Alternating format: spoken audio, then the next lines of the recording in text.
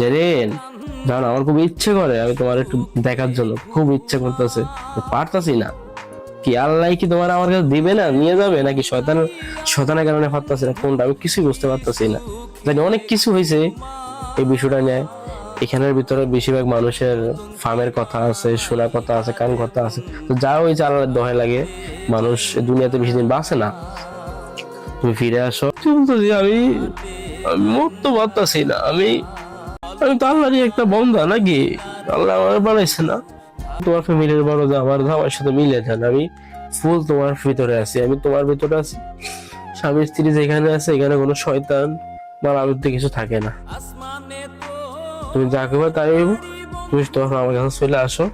আমার অনেক স্বপ্ন আছে, তোমার ছোট্ট একটা ঘর করবো আমি। চলে আস, আর পারি না। চলে আস জেরিন, চলে আস।